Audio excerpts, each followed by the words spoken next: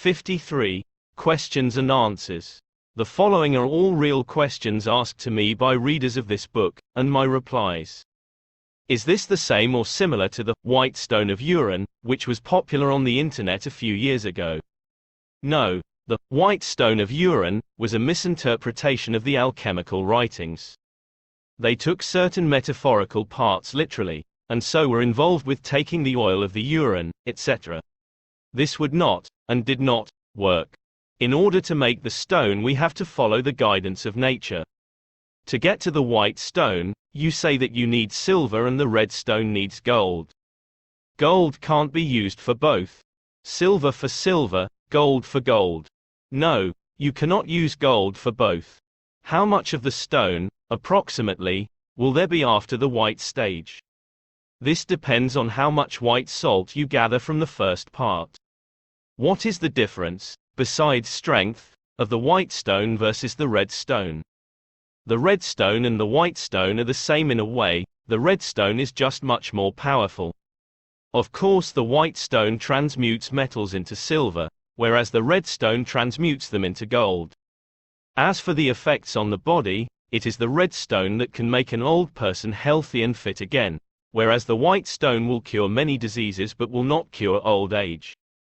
How do you use the stone? There were not specific instructions on how to ingest, or turn into a tincture, or to change the structure of other metals, and personally, I would want to use this for medicinal purposes for myself and many other people I know who have been struck with illness, so I'm mostly interested in the tincture, ingestion part of it. The stone can be ingested in any form, solid, powder or dissolved. It does not matter how. It can also be put on the skin as an ointment.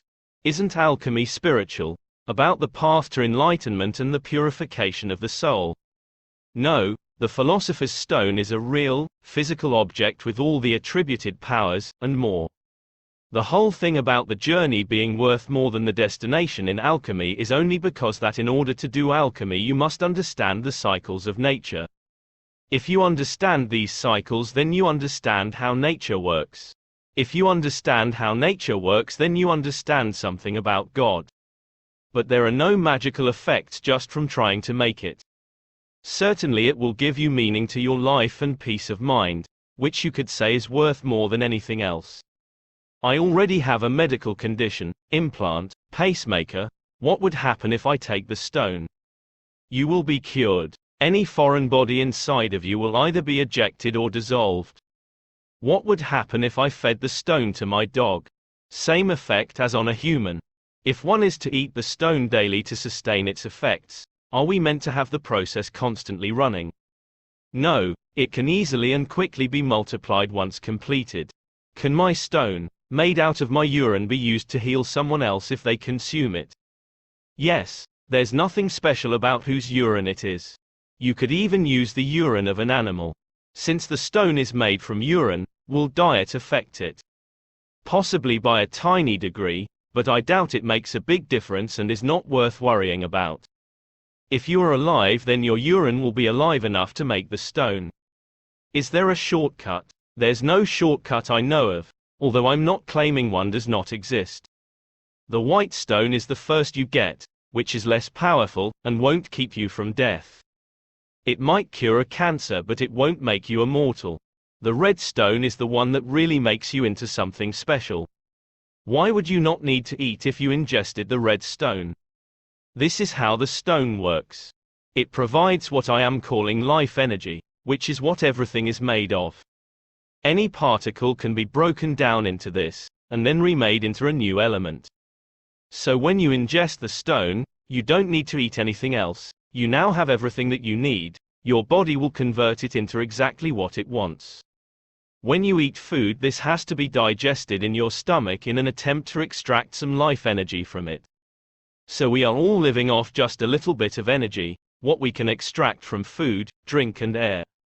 Lighter foods are easier to digest, so easier to extract the life energy, which is why they are more healthy. If one is on medication, will it affect the stone? Also, would taking vitamins make it stronger or affect it in any way? Unlikely. It doesn't matter too much what the content of the urine is. Remember, We just want the volatile particles, whatever that may be. You claim the stone is made only out of one substance, and back it up with quotes, however then states about mixing water, gold, and silver into the mix. That is no longer one substance. There is no water added, the water is the distillate of the urine. The gold and silver are added at the end as a ferment, so it could be claimed that the stone is made from 2, or 3, substances, or it could be claimed to be one. Either way, it doesn't really matter. The ferment is considered to be only for stabilizing the stone, and not really an ingredient, as such, which is why the alchemists all claim it is made from one thing alone. Since energy cannot be created nor destroyed, even if the urine contains life energy or chi or whatnot, 1 liter of urine will contain the same amount of it today as it will in 3 years. Matter contains a lot of energy, but it is already in a stable form, which is why we can't just turn any matter into energy. The process of making the stone breaks the matter down into energy, then traps it with the stable form of the ferment, silver or gold. You say the substance mixed with anything makes more of itself since it breaks down the other substances and just further mixes it with its own structure. If that was true, then that means as soon as you ingested it you would die, because the tissue that would touch this substance would break down. This was said in the context of projecting the stone onto molten metal. The stone must penetrate the metal in order to transmute it into gold or silver, or more stone. It does not penetrate so easily, which is why it is recommended to wrap the stone in wax or project it in a liquid state, so that it penetrates into the metal. I said the stone converts what it overpowers into itself, but it can only overpower something of its same nature, which a metal or mineral. Otherwise a stone made once would end up transmuting the whole universe into itself, which is not the case. It must penetrate into a metal or mineral. Some of the acclaimed uses just seems too surreal, to bring things back from the dead. Come on, that actually goes against nature, for nature dictates that all things has an expiration. How does it go against nature? Everything will die eventually, but life can be prolonged. A doctor can bring back a person with electricity. Is this also not impossible under your terms? There is a time limit on resurrecting a dead body in this way. Your body still functions to some extent even after it dies. If it could be healed before it decomposes, then it would be exactly that, healed. There is always a reason for death, and with the problem cured the body will live again. If something dies it still functions for a time, as you said, but if something dies and has been dead for some time, how do you expect to resurrect it after the body has decomposed? After it has decomposed it cannot be resurrected, as you said. The time given was 3 days. Within this time a corpse could be brought back to life, but after this time it will have already started to decompose and then it is truly dead. Before this time the body is still good in some sense, although unanimated. So instead of thinking of it as resurrection, it should perhaps just be thought of as healing, the same as the stone does to a living body. You also stated that with the stone bodies can be made without the womb. How can that plausibly be possible as the fetus is within the womb attached through the umbilical cord where nourishment and blood is fed? The life energy, which is the active ingredient of the stone, is what everything is made of. This is all any being needs to live and grow. It is this that is in the blood, and this is the true nourishment. Is the distillation to make white, red phosphorus? No, there is only a tiny amount of phosphorus in urine. Phosphorus also glows in the dark, so it's easy to spot, whereas our white salt does not. Is it bad for you to take too much of the stone? From my understanding, the reason why it is suggested to eat a tiny amount is because it would just be wasteful to use more. There is only a certain amount we can use at any time. Perhaps there could be too much, but I'm sure this amount would be obvious, just like we can have too much of anything. Since we are aiming to get life energy from the initial ingredient, would you see any benefit to say leading energy into it with intent before or during the gathering of the urine? Intent affects this entire universe directly without having to play by the rules of this universe. So yes, it would always help. Given all else is equal, would you think that the process would be shorter for someone with more life energy than others? For example, an accomplished Qigong practitioner compared to the local drunk. I realize though that it would still work for both. It makes logical sense that it would be more efficient to use urine from a healthier or more spiritual person. Although I'm not sure exactly how much difference it would make. In regards to the addition of silver, what would be your take on the addition of molecular silver, or ionic silver, instead of shavings? The ferment, silver or gold, must be 100%, or at least close to that, pure. In these other states the silver is mixed in with other elements. If the urine is so full of life energy, why does our body dispose of it in the first place? It is already broken down enough, isn't it? Why doesn't the body simply consume the supposed life energy instead of rejecting it? Is the problem in our body? The life energy is in the water of our blood. Our body cannot separate it from the water directly, and so when it needs to get rid of the water, the life energy has to go with it. The author has mentioned that the salt of the urine is one of the essential parts of it. What exactly does the salt of the urine contain and/or represent? I mean at the urine's normal state, not after the first part. The particles which make up the salt are in the body of the urine, which is the color or cloudy part of it. The specific minerals of the salt do not matter, it is just the lightest, most volatile particles in the non-water part of the urine. If we could extract life energy directly instead of through a medium, then this would not be necessary, but the life energy is too volatile to trap unless it is trapped in a body. The body must be of the correct requirements, for which our salt serves perfectly. It must be able to be purified, be as light as possible, and then be able to absorb the moisture, putrefy, decompose, into smaller particles, and then the life energy will form it. You could say grow, into the white stone, then the red stone. Following the laws of nature, of course, and assuming the conditions are correct. Is there an approximate chemical analysis that could be done of urine to establish what it is in the final stone to speed up production? Maybe, but I doubt it. Again, I think the actual elements and compounds are only a body for the active principle, which is the life energy. In the text, gold is mentioned as the purest, most evolved metal. What of platinum? Would the stone turn platinum to gold? Platinum wasn't well known in the time that the alchemical books were written, so it was not mentioned. I don't know is the honest answer. It might turn out that the stone could be fermented with platinum and make platinum, although I doubt that. It's likely that platinum would be transmuted into gold. We'll find out, I suppose. Why gold? Or silver for that matter? The only reason these two metals are so valuable is their rarity, along with the fact that they're quite pretty and so can be made into nice things. At the end of the day, there's nothing particularly special about either of them, no. So why would these metals be involved in the making of the stone, and why would the stone turn other metals into them? As far as rarity goes, silver is reasonably common, whereas gold is more rare. However, in antiquity silver and gold were worth almost the same. Gold was always worth more than silver, except in some rare circumstances, but the difference was not nearly as much as it is today. The reason why gold and silver are valuable, and the most popular metals, is because the stone makes gold and silver. Not that the stone happens to make those metals which are valuable. They are valuable because the stone can make them. This goes all the way back 12,000 years to when the stone was first hidden from the multitude. The philosopher kings of the time chose gold and silver to be the currency for their nations since it was so easily controlled by them. They could make it, whereas the common people could not make it.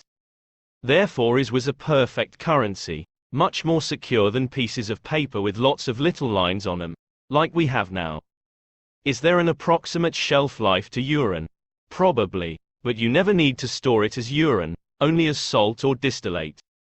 I understand about the reason for the low temperature distilling, but the first distillation is well above body temperature.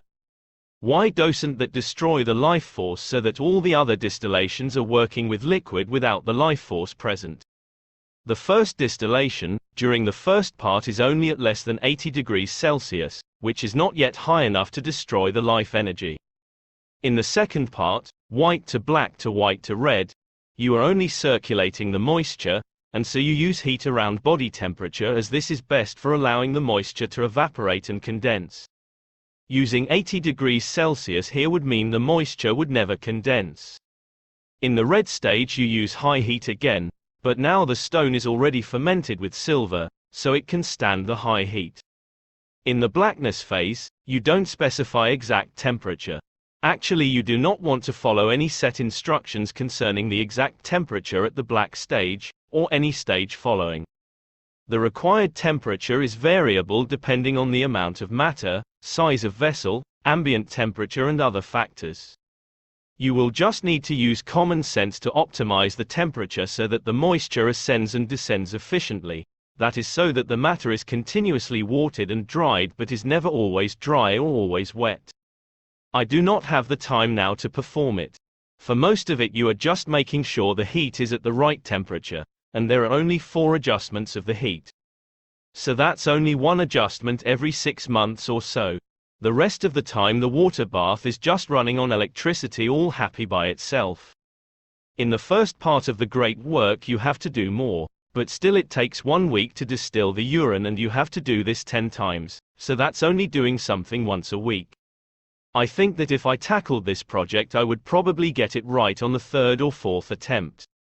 Let's say I get really good at making sure all the variables are precise, so 7 years the first time, 4 to 6 the second and maybe 2 to 4 the following 1 or 2 attempts. You can't go wrong as long as you don't burn it. The stone might not develop any further if you do something wrong, but will always continue once you have corrected your mistake. This is where 5 or 8 years comes from. But that means that it is still only 5 or 8 years total even if you make a mistake.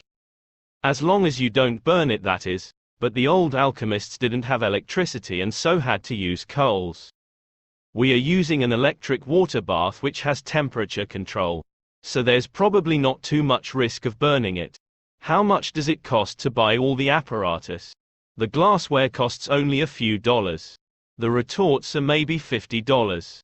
The water bath is the most expensive, they range from $100 to $1,000. You might be able to get a cheap one on eBay.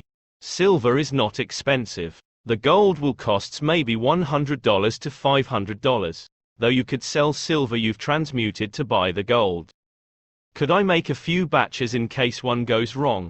It might be a good idea, but then if you put them in the same water bath you would not be able to adjust the heat independently, in which case you may as well just have one batch. Several water baths would be expensive and use a lot of power. The stone can only really go wrong if you burn it, but it might be an idea to have a batch where you try to use a higher degree of heat, and a batch where you are very conservative with the heat. What if I have added too much water in the second part? Should a small amount of liquid be poured off or the vessel open to evaporate out? If it's only a little too much water, then you can just turn up the heat accordingly. If it is quite a bit too much, then better not to evaporate it off, or you may lose the best part of it. In this case you would want to use a pipette to carefully remove the excess. Though it is much better to be very careful not to add too much water, it could seriously increase the time it takes to get the stone. Would it work better to filter the urine first? Filtering the urine won't make any difference. The urine has already been filtered by your body. Now it needs to be distilled and calcined. Filtration works only for visibly large particles, but we are dealing with something very small. What sort of location should be used to carry out the work? Space is at a premium for me. The only place I have available with power to carry this out is in a small office-type room in the upstairs of my house. For the most part it can even be done in a cupboard. A locked cabinet would be perfect. Not that much space is required. Can the apparatus be moved during the process? Say, relocated if moving home. The apparatus can. In the second part you don't want the flask getting bashed around or turned upside down. But if you carefully carry it from one place to another it should be okay. This will increase the time it takes because you'll have shaken it up and so the layering will need to form again, but it will with time. My partner and I are due a baby soon and I am concerned about fumes, smells etc. in the house. Can you please advise me if this is a viable location to conduct the great work, or should I wait until I can afford to hire some kind of lockup? Your only concern with fumes is the calcining in the first part. This should be done outside. If you do not have an open and private garden, this could be done simply by taking a portable gas, electric stove and the retort, and disappearing for a couple of hours to somewhere away from your home and in the open, where no one is going to interrupt you. Will the urine stink out my house when distilling? No, distilled urine doesn't smell strongly, and the urine will be in the retort and so will not smell since it's not open to the air. Only the calcinations cause a bad smell. In the first part, you say after the distillation, calcination, the distilled urine must be distilled 3 times in the clean retort. My question regarding this step is, should I clean out the retort between distillations, or the leftover, if any, can be left in the retort, just as in the distillation, calcination step? You do not need to clean out the retorts at any stage. You should be using a different retort, 2 retorts total, for the further 1 to 3 distillations. There is no need to clean the retort in between these distillations because the distillate is already super clean, and each distillation makes it even purer. Do I need 2 retorts because I'll break one to collect the white salt? If the white salt is collected without breaking the retort, then could I clean out the same retort and reuse it to distill the rest of the urine future? Yes, in case you break it, and also because your first retort will get very dirty. You'd have a hard time cleaning it, unless you use something very strong, like paint thinner. How do you remove the white crystals from the retort? Are they fairly hard to remove? Do you need to scrape? And then what's the best way to remove impurities? They're not too hard to remove, but the crystals need to be cracked and broken, then the black bits on them can be separated. A knife is good for this. If you touch the crystals they sting your skin, but I touched them plenty of times and didn't die. Do you need to use a lid for the water bath? It doesn't need a lid, but with no lid you would be wasting a lot of energy and will be constantly having to top it up with more water. During the first part, if you don't use a lid, the heating element may not be able to heat the water up to the right temperature. A lid is strongly recommended. For a quick and cheap lid you could use cling film, and put towels on top of this for insulation. Some of the apparatus are rather costly, especially the water bath. Is it possible to improvise? Water baths are very simple appliances, they're just expensive because they're specialist equipment. Anything that will heat water to a temperature you can set will do the job. I'm sure there are cheap alternatives. If you're into electronics, I'm sure it's possible to put one together from the components easily and cheaply. eBay is a good place for all the necessary apparatus. The largest piece of glassware you put into the water bath is only a 500 ml retort, and so the capacity of the water bath need not be larger than this. Unfortunately, it is difficult to find a water bath this small. It doesn't matter if you use a larger one, it is just more expensive and more wasteful of power. During the first part distillation, could the vapor condense, contact with, for example silicone, used to glue glass, metal as in a jar lid, or other reasonable solid building materials? Would this affect the process negatively? Metal is maybe not a good idea, but silicone is fine. Just make sure it's completely dry before you begin. Is the retort a must? I have a 500 ml glass still with a Graham condenser with all glass joints. No good. The reason for the retort is simply because the water will not ascend very high before it condenses when you are only using low heat. The water will not be boiling, it will just be slowly evaporating, which means it does not have much energy and will condense again as soon as it can. If you use glassware where the opening for it to escape into the condenser is too high, then the water will never get this high and so it will not distill. This is why a retort is recommended. But if your apparatus allows the water to escape and condense still very close to the heat source, like a retort, then it will work fine. What is your opinion on the Pelican? The Pelican is not a piece of apparatus. It is just the theory that the moisture circulates, based on a strange medieval idea that pelicans feed their young with their own blood. These pelican vessels you can buy are not for real alchemy. Our pelican is a round-bottom Florence flask. How could we produce enough of these stones so that everyone could have one? Once the stone is made once, you can easily make more of it, so you only have to make it once using the long process. Then you can quickly multiply it. It would be possible for only one person in the world to make the stone, then they would be able to give it out to everyone. Each person would be able to quickly multiply it and give it to more people. How do we avoid greedy and stubborn people from trying to keep the stone for themselves and form a superhuman elite? This already happened. I'm now releasing the secret for everyone. What will happen to the world economy if everyone is suddenly able to make gold out every piece of metal junk they find at home? The release of the stone will bring down our civilization to make way for the golden age. Our civilization is built on lies and so will fall. To reveal the roots is to destroy the tree. Additionally, everyone keeps their money in banks. Banks are invested in energy, medicine, gold, so with the release of the stone the banking systems will all crash, which means all business will stop. I get the impression that you learned this from someone. I just learned from reading the alchemical writings, the same ones everyone else reads. The making of the stone is just a method in the process of making you believe in what you are doing. No, there is the stone, then there is changing the world by intention. These are different. The stone is a real physical object and energy in this dream universe, whereas our intentions change the dream universe. It is a little suspicious, like a guy that wants to make himself a reputation.